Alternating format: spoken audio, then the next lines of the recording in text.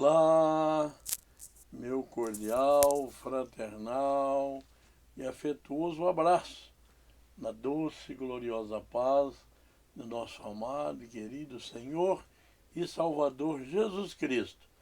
Aqui, Pastor José Fernandes Filho, feliz por estar de volta ao nosso canal no YouTube, reverberando o Evangelho Sacrosanto, glorioso e maravilhoso de nosso amado e querido Senhor e Salvador Jesus Cristo. Obrigado, minha gratidão, meu amigo, meu irmão, meu internauta caríssimo, por nos ajudar a levar a mensagem salvífica um pouquinho mais além, se inscrevendo no nosso canal, deixando o seu like, compartilhando, comentando algo em nossos vídeos e desta forma enaltecendo, glorificando e magnificando o nome do Senhor Jesus e nos enobrecendo e trazendo regozijo e gozo aos nossos corações. Desta feita, o título da nossa reflexão é O Evangelho da Cruz e a Teologia da Prosperidade. Está baseado no texto Gálatas, capítulo 6, versículos 17, e ainda segunda carta de Paulo aos Coríntios, capítulo 4, versículo 9, onde versa o seguinte: Desde agora ninguém me inquiete, porque trago no meu corpo as marcas do Senhor Jesus. 2 Coríntios 4 e 9. Perseguidos, mas não desamparados. Abatidos, mas não destruídos.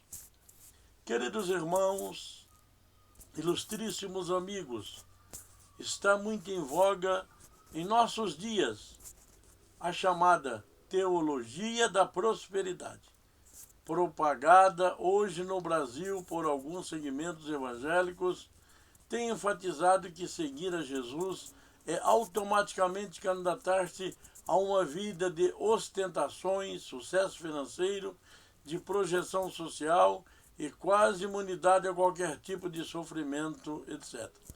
Na verdade, meus queridos, até mais do que isto, segundo tal proposta, todo cristão tem o direito de reivindicar e até exigir de Deus a satisfação de seus desejos pessoais.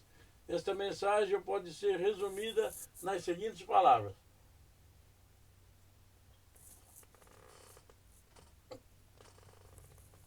a teologia da prosperidade está trazendo o celeste porvir para o terrestre presente, para comermos a melhor comida, para vestirmos as melhores roupas, para dirigirmos os melhores carros, para termos o melhor de todas as coisas, para adquirirmos muitas riquezas, para não adoecermos nunca, para não sofrermos qualquer acidente, para morrermos entre 70 e 80 anos ou mais, para experimentarmos uma morte suave.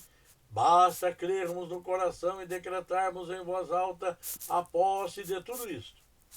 Basta usar o nome de Jesus com a mesma liberdade com que usamos nosso talão de cheques ou nossos cartões de crédito, etc. Tais aspectos suscitam uma inevitável questão: que lugar existe para a mensagem da cruz neste modelo de cristianismo? Ou ainda, diante dos relatos que serão apresentados a seguir, se poderia perguntar: será que estes mártires do cristianismo primitivo, caso vivessem em nossos dias, seriam aceitos como membros desta igreja ou destas igrejas que abraçaram o ensinamento deste modelo de teologia? Deixemos então que os próprios relatos da história nos fale. No primeiro século de sua existência, a igreja neotestamentária se encontrava instalada nas dimensões do Império Romano, devido à profissão de fé que os cristãos faziam em Jesus Cristo e às reivindicações do Evangelho libertador por eles pregado. Aquele mundo fundado num sistema de abuso de poder e opressão. Os conflitos com o Império foram inevitáveis. o primeiro imperador a iniciar uma ostensiva perseguição ao cristianismo foi Nero, 54 a 68. Após o incêndio na cidade de Roma, no ano 64, a mando do próprio imperador, quando 10 dos 14 bairros foram destruídos, os cristãos passaram a ser acusados como culpados por tal episódio, sofrendo por isso atroz perseguição. Tácito, historiador antigo, descreve as atitudes tomadas. Além de matá-los aos cristãos, fê-los servir de diversão para público, vestiu-os de peles de animais, para que os cachorros os matassem a dentadas. Outros foram crucificados, outros acendeu-lhe fogo ao cair da noite, para que iluminassem. Nero fez que abrissem seus jardins para esta exibição, e no circo ele mesmo ofereceu um espetáculo, pois se misturava às multidões, disfarçado de condutor de carruagem. Dados históricos e informações preservadas pela tradição antiga, referentes ao que ocorrera com os apóstolos e outros importantes líderes do cristianismo em seus primórdios, também nos ajudam a entender que o compromisso com o caminho da cruz foi levado até as últimas consequências. Muitos foram submetidos ao martírio por causa do Evangelho de Cristo. Vejamos primeiramente alguns exemplos envolvendo aqueles que fizeram parte dos 12 discípulos chamados por Jesus. Marcos capítulo 3, versículos 13 a 19. André, após a morte e ressurreição de Jesus, foi pregar o Evangelho na região do Mar Negro, hoje parte da Rússia. Depois, segundo a tradição, pregou na Grécia, em Acaia, onde foi martirizado numa cruz em forma de X. Daí, esse instrumento de tortura ter ficado conhecido como Cruz de Santo André. Bartolomeu pregou inicialmente na Arábia, depois em Etiópia e, por fim, ao lado de Tomé. Atuou como missionário na Índia, onde foi martirizado. Filipe atribui-se a este apóstolo a fundação da igreja de Bizâncio, cidade mais tarde conhecida como Constantinopla. Posteriormente, pregou o evangelho na Ásia Menor, na região de Herápolis, onde convertera-se a mulher de um cônsul romano pela sua pregação. O cônsul, então furioso por este episódio, mandou prender a Filipe e matá-lo de forma cruel. Para o julgar de Judas Iscariotes, que suicidou-se, a primitiva escolheu Matias como seu substituto. Atos 1, 21 e 26. Segundo a tradição, Matias se tornou missionário na Síria, onde acabou sendo queimado numa fogueira por causa do Evangelho. Judas Tadeu, segundo a tradição, pregou na Pérsia, onde também foi martirizado. Mateus desenvolveu grande parte de seu ministério pastoreando a igreja de Antioquia, onde também escreveu o seu evangelho. Dirigiu-se posteriormente para a Etiópia, onde veio a ser martirizado por causa da pregação. Pedro, depois de exercer importante liderança na igreja de Jerusalém, a este apóstolo transferiu-se para a cidade de Roma, capital do Império, no ano 67. Durante perseguição imposta por Nero, Pedro foi preso e condenado a morrer crucificado.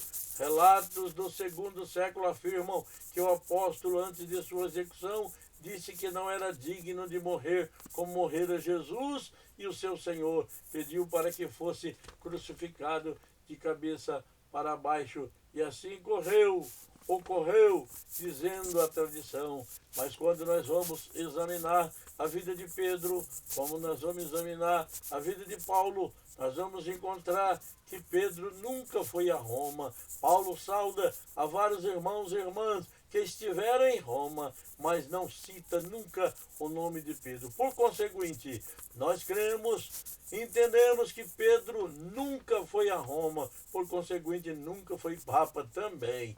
Paulo, considerado o apóstolo nascido fora de tempo, 1 Coríntios 15, 8, tornara-se o grande líder da igreja entre os gentios e propagados da mensagem da cruz, 1 Coríntios 1, 18 a 23, uma carta de Clemente de Roma, no segundo século, testifica o que ocorrera com esse apóstolo. Paulo esteve preso 7 vezes, foi chicoteado, apedrejado, pregou tanto no Oriente quanto no Ocidente, deixando atrás de si a gloriosa fama de sua fé, e assim sendo ensinado justiça ao mundo inteiro, e tendo para esse fim viajado até os mais longínquos confins do Ocidente, sofreu por fim o martírio por ordens dos governadores, e partiu deste mundo para ir ocupar o seu santo lugar. Era o 12º, aleluia, apóstolo de Jesus Cristo, nosso Senhor. No ano 67, quando da perseguição movida por Nero,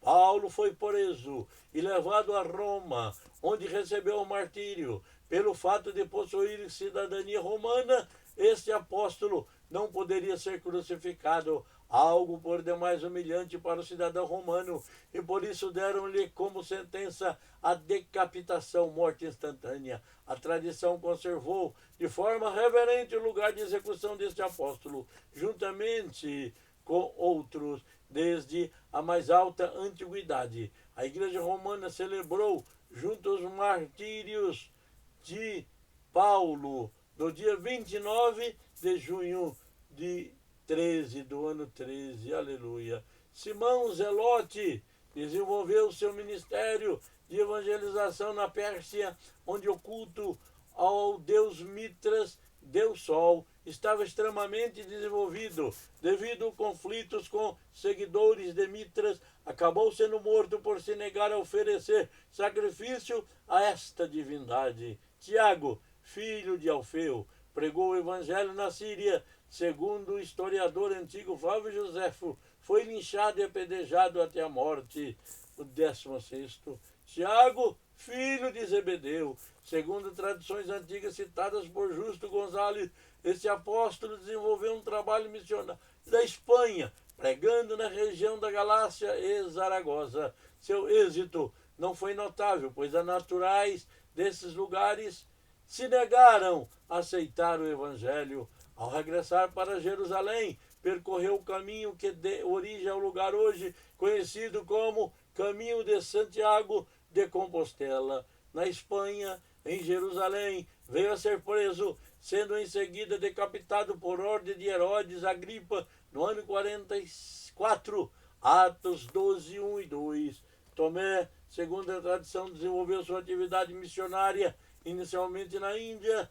Dali dirigiu-se para o Egito, onde realizou importante trabalho entre os habitantes de língua copta, ministério este que deu origem à comunidade até hoje existente. A Igreja Cristã Copta, como é conhecida, está separada do catolicismo romano desde o IV século, tendo práticas em sua liderança. João, este é reconhecidamente pela tradição e pelos depoimentos do cristianismo antigo, o último apóstolo a morrer. Morreu na velhice, por volta do ano 100, na cidade de Éfeso, onde morava com sua família. Este apóstolo desenvolveu seu ministério na Ásia Menor, onde foi preso nos anos 90, na época da intensa perseguição imposta pelo imperador Domiciano ao cristianismo, onde acabou deportado à ilha de Patmos, no mar Egeu, vindo a receber ali a revelação do Apocalipse por volta do ano 96, sendo solto posteriormente, permaneceu em Éfeso, ensinando até o final da sua vida. Além dos apóstolos, outros importantes líderes do cristianismo primitivo também deram a sua vida pela causa do evangelho. É o caso, por exemplo, de Tiago, o irmão do Senhor, que exerceu importante liderança na igreja de Jerusalém. O historiador Flávio Joséfo, que descreveu o sítio desta cidade pelo exército do general Tito no ano 70, atribui a destruição de Jerusalém a um juiz de Deus sobre os judeus pelo fato de terem assassinado a Tiago Justo. Também o historiador da igreja Eusébio cita um escritor do 2º século chamado Egesipo, que descreve a morte de Tiago. Afirma este autor que tinha se levantado um conflito entre os judeus convertidos e os descrentes a respeito de Jesus ser ou não o Messias, e pediram a Tiago que resolvesse a questão. Os escribas e os fariseus, diz Gésipo, colocaram Tiago de um lado do templo, exclamaram, dirigindo-se a ele: visto que o povo é levado em erro a seguir Jesus que foi crucificado, declara-nos qual é a porta pela qual se chega a Jesus o crucificado. Ao que ele respondeu em alta voz: o Filho do Homem está agora assentado nos céus, à mão direita do grande poder, e está para vir nas nuvens do céu. E como muitos se gloriaram no testemunho de Tiago, estes mesmos sacerdotes e fariseus tomaram a decisão de levá-lo à parte alta do templo e de lá o lançaram abaixo, passando em seguida a apedrejá-lo, visto não ter morrido logo que caiu no chão, enquanto ajoelhando-se pediu perdão de Deus aos seus agressores. Deste modo ele sofreu o martírio.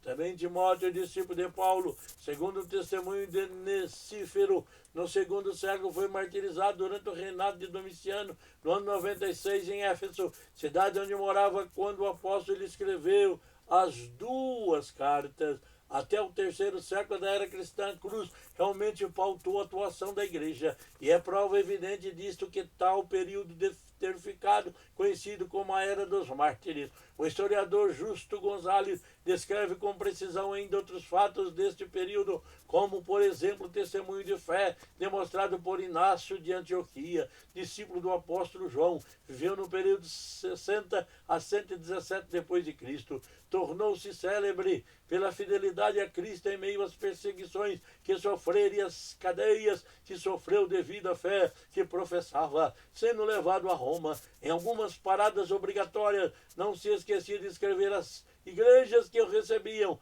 ou lhe enviavam saudações. Pelo testemunho vivo de Jesus Cristo, Inácio está disposto a enfrentar a morte e, a caminho do martírio, proferiu as seguintes célebres palavras: não quero apenas ser chamado de cristão, quero também me comportar como tal. Meu amor está crucificado, não me agrada mais a comida corruptível, mas quero o plano de Deus, que é a carne de Jesus Cristo e seu sangue. Quero beber, que é bebida imperecível, porque quando eu sofrer, serei livre em Jesus Cristo, aleluia, e como ele ressuscitarei em liberdade. Sou trigo de Deus, e os dentes das feras hão de me moer, para que possa ser oferecido como pão limpo de Cristo. Glória a Deus! Que fé inabalável, que fé maravilhosa, que fé gloriosa! Não é diferente o exemplo de fé de Policarpo de Esmirna, o qual, diante da insistência das autoridades para que jurasse pelo imperador e maldissesse a Cristo, recebendo em troca disto a liberdade, respondeu: vivi 86 anos servindo-lhe, e nenhum mal me fez. Como poderia eu maldizer ao meu rei que me salvou? E estando atado, já em meio à fogueira, Policarpo elevou seus olhos ao céu e orou em alta voz: Senhor Deus soberano, dou-te graças porque me consideraste digno neste momento, para que, junto a teus mártires, eu possa ser parte no cálice de Cristo. Por isso te bendigo e a ti glorifico. Amém. Oh, glória a Deus, aleluia. Emociona-nos, não deixamos de derramar as nossas lágrimas, não deixamos de nos emocionar quando lemos e nos deparamos com tais episódios. A experiência de Inácio e Policarpo retrata bem a disposição dos cristãos de tal período em dar testemunho de sua fé, em obediência a Jesus Cristo, até as últimas consequências. Para a igreja deste período, a ressurreição foi, sem dúvida, o impulso maior à perseverança e à fidelidade ao caminho da cruz. Ao falar de martírios descristãos, e teólogo Junge Mantiman afirma que é Cristo que sofre através de seus discípulos mártires, pois na paixão apostólica, pelo Evangelho e pela nova criação está presente o próprio Cristo. Por isso, o sofrimento apostólico como perseguição, prisão, pobreza e fome, são também sofrimentos de Cristo, e como tais dores de parto da nova criação. Paulo diz isto em 2 Coríntios 4:10, levando sempre no corpo o morrer de Jesus, para que também a sua vida se manifeste em nosso corpo. Nestes sofrimentos do caminho da cruz, meus irmãos, o mundo presente perece e nasce o novo nascimento de Deus.